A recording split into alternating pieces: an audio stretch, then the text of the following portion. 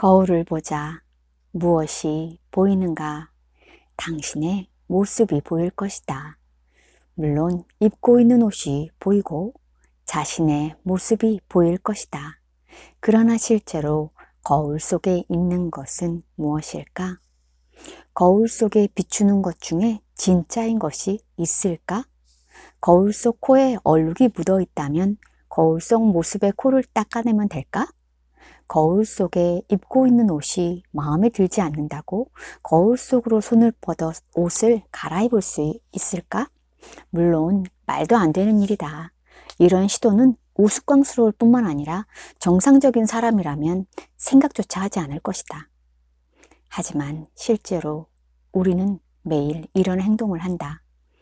내가 아닌 다른 사람의 행동을 바꾸려고 한다.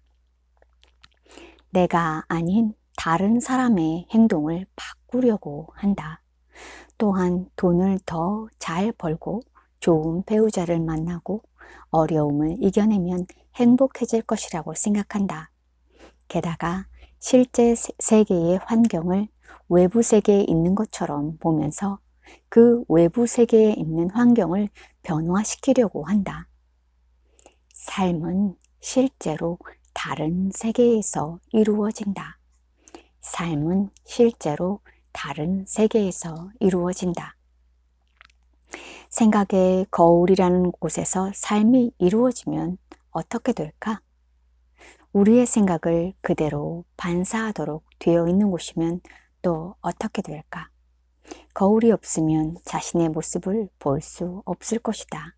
즉, 거울 속 얼굴에 변화를 주려는 행동은 헛된 시도이고 변화는 실제 얼굴에서 이루어져야 한다는 것을 알 수 있다. 표면적으로 보았을 때 나는 성공적이었고 창의적인 일을 하고 있었다. 하지만 이런 삶이 무의미하게 느껴졌고 진정으로 원하는 것을 얻지 못하고 있다는 생각을 떨칠 수 없었다. 물론 무언가를 달성할 때면 기쁘기는 했다. 하지만 또다시 무엇인가를 갈구하는 상태로 되돌아갔다.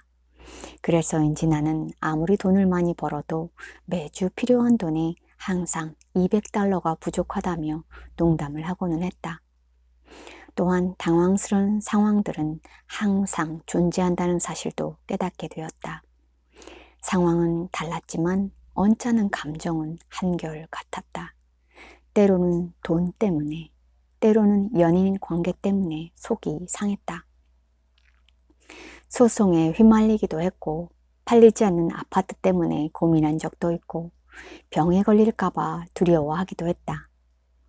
이런 일이 있을 때마다 나는 정신을 차리고 잠시 멈춰서서 내 자신에게 말했다. 이 문제만 해결되면 정말 행복해질 텐데. 그런데 그 문제가 해결되고 나면 항상 또 다른 문제에 직면하고 또다시 똑같은 두려운 감각을 느끼게 되었다. 1955년 당시 나는 성공 가도를 달리고 있었다. 5개의 브로드웨이 쇼를 지휘하고 미녀와 야수의 음악 감독을 했다. 그리고 4번째 주요 디즈니 영화에 참여하고 있었다. 가발의 작곡가로서 상을 타기도 했다. 다이애나 로스의 히트송을 작곡하기도 했다. 그중 가장 보람있는 일이 바로 금세기 최고의 카바레 가수인 낸시 라모스의 음반 5개를 함께 제작한 일이다. 낸시가 카바레 세계를 벗어나 미 전역에 걸쳐 인기몰이를 하며 스타덤에 오르는 모습을 지켜보기도 했다. 무엇보다 개인적으로 내 파트너와 나는 10년을 함께 했다. 그럼에도 불구하고 공허함은 사라지지 않았다. 내가 할 수 있었던 일은 정상에 오를 수 있는 히트송을 작곡하는 것뿐이었다. 나만의 브로드웨이 뮤지컬 음악을 작곡하고 낸시를 스타 반열에 오르게 한 다음 따뜻한 보금자리로 돌아오는 것이었다. 더 이상 할 일이 무엇이 있겠는가? 무엇이 인생에 더 있겠는가?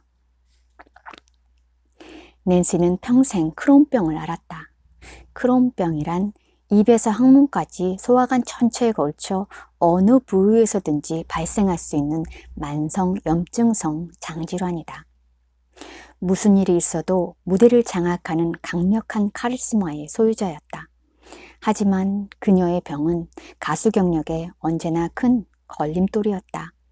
1993년 대대적인 수술을 받아 쾌유할 수 있었기에 그 후로는 어떤 것도 그녀를 막을 수 없었다. 적어도 우리는 그렇게 믿었었다. 1995년 5월 어느 날 오후 낸시는 나에게 찾아와 병원에서 자궁암 진단을 받았다고 했다. 의사가 수술로 치료할 수 있다고 했으니 걱정하지 말라며 나를 안심시켰다. 그녀의 최신 앨범을 마무리하고 수술을 받으면 된다고 했다. 나는 수술을 먼저 받으라고 보냈지만 그녀는 앨범 작업을 먼저 진행하자고 했고 앨범 작업을 감행할 수밖에 없었다. 그래서 그녀의 감미롭고 풍성한 음색이 수록된 이 시대 최고의 앨범을 완성할 수 있었다. 그해 11월 앨범은 발매되었고 12월 13일 낸시는 영원히 잠들었다. 세상이 완전히 무너진 듯했다. 낸시를 아끼던 모든 사람들이 슬픔을 주체하지 못하고 상실감에 휩싸여 있었다. 이 때문에 나 자신이라도 감정을 추스릴 수밖에 없었다. 그녀는 죽기 전 병상에서 약속을 했다. 이 세상 모든 사람들이 자신의 노래를 들을 수 있도록 하겠다고 했기 때문에 나는 그 약속을 지켜주어야 했다. 낸시의 죽음으로 시리에 빠진 내 비서는 얼마 뒤 일을 그만두었다. 낸시의 감독이자 매니저였던 나의 파트너는 유언장 집행자였지만 그 역시 일상생활을 할 수 없을 만큼 큰 시리에 빠지고 말았다. 모든 기능이 마비 상태에 있었지만 다행히도 회사를 함께 운영할 훌륭한 기업가를 만날 수 있었다. 우리는 함께 낸시의 앨범을 홍보하기 시작했다. 그 결과 역대 어느 때보다 더 성공적으로 앨범 판매 기록을 세울 수 있었다. 그러던 어느 날 낸시의 가족이 나타나 돈과 레코드 회사의 운영권을 요구했다. 낸시의 가수 경력에 어떤 기여도 하지 않았지만 가족이라는 이유만으로 그녀가 죽은 후 일어난 모든 일에 대한 권리를 요구했다. 그 후 소송이 잇따랐고 이로 인해 회사는 문을 닫았다. 내가 지난 8년 동안 이루어 놓은 꿈이 한순간에 물거품이 된 것이다. 그동안 벌어놓은 돈은 법정 소송에 휘말리면서 모두 날려버렸고 사업도 파산 지경까지 이르렀다. 몇 년 후 내 인생의 사랑이었던 파트너는 내가 소개한 가수와 사랑에 빠졌다며 내 곁을 떠났다. 그 후로 3년 동안 나는 제대로 된 데이트도 한 번 못한 채 홀로 지냈다. 마치 내가 두려워하던 일들이 다시 나에게 다가오는 듯한 느낌이었다.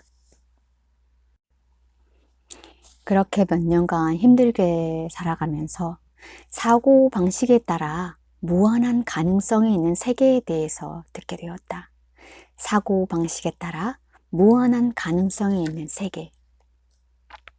사람들의 마음은 산산조각 날 수가 없다는 것도 알게 되었다. 어떤 일이 있어도 가능성이 언제나 무한하게 존재하기 때문이다. 다른 사람은 존재하지 않는다는 사실을 기억해야 한다. 다른 사람은 존재하지 않는다는 것을 기억해야 한다. 생각에 거울만 있을 뿐이다. 당신에게 일어난 사건이나 그로 인해 느끼는 감정, 생각 등 그 어떤 것도 자신에게 아무런 영향을 미치지 않는다고 상상해보자. 당신에게 일어난 사건이나 그로 인해 느끼는 감정, 생각 등 그 어떤 것도 자신에게 아무런 영향을 미치지 않는다고 상상해보자. 우리는 이제 무슨 일이 일어나든 무한한 가능성과 안전이 존재한다는 것을 알고 있다.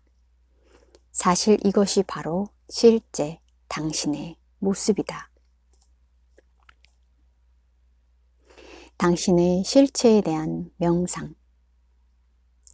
눈을 감는다. 당신이 갖고 있는 어떤 감각이든 느껴보자. 그냥 알아보자. 가슴이 답답한가? 간지러운가? 충만한가? 숨이 깊거나 얕은가? 어떤 것이든지 알아보자. 크거나 작거나 중요하거나 중요하지 않거나 무섭거나 안전하거나 어떤 것이든 좋다. 이런 느낌들은 단지 느낌 그 자체일 뿐이다. 이제 생각을 알아보자. 당신이 느끼고 있는 감각에 대해 생각하거나 해석하거나 감각들로부터 움츠려 들거나 또는 감각들을 즐길 수도 있다. 내일 저녁 식사의 메뉴에 대해서 생각하거나 주식에 대해 생각하거나 또는 몇 년 안에 빈털터리가 되겠지 하는 생각을 할 수도 있다. 또는 사랑하는 사람을 만나지 못할지 모른다는 생각을 할 수도 있다. 그저 생각을 알아보자. 그게 무엇이든지 상관없다. 생각을 분석하기 시작하면 그저 분석하려 한다는 사실에 초점을 맞추면 된다. 잠시 감각들을 느끼는 시간을 가져보자. 생각을 느끼는 시간을 가져보자. 생각과 감각을 느끼는 존재는 생각과 감각을 느끼는 존재는 생각이나 감각이 아니라는 사실을 당신도 알 것이다. 이를 느끼는 존재는 의견도 없고 그런 생각이나 감각들로부터 상처도 받지 않는다. 그리고 감각과 생각을 바꿀 필요도 없고 감각과 생각을 관찰하면서 잃는 것도 없다. 당신의 감각이나 생각은 당신이 하고 있는 어떤 생각도 느낄 수 없는 존재이다.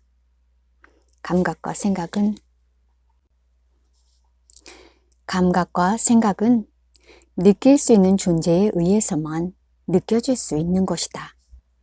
느끼는 존재가 바로 당신의 실체이다. 이는 어디서도 찾을 수가 없다. 이 존재는 이름도 없고 세상에서 일어나는 어떤 일에도 영향을 받지 않는다. 감지하는 존재는 관찰만 한다. 당신의 몸에서 일어나는 일 또한 여기에 영향을 미치지 못한다. 왜냐하면 그것을 느낄 수 있는 존재는 당신의 몸에서 일어나는 일을 외부에서 관찰만 하기 때문이다. 이제 느끼는 존재가 바로 당신이라는 것을 깨달으면서 눈을 떠보자. 느끼는 존재가 바로 당신의 실체이다. 느끼는 존재가 바로 당신의 실체이다.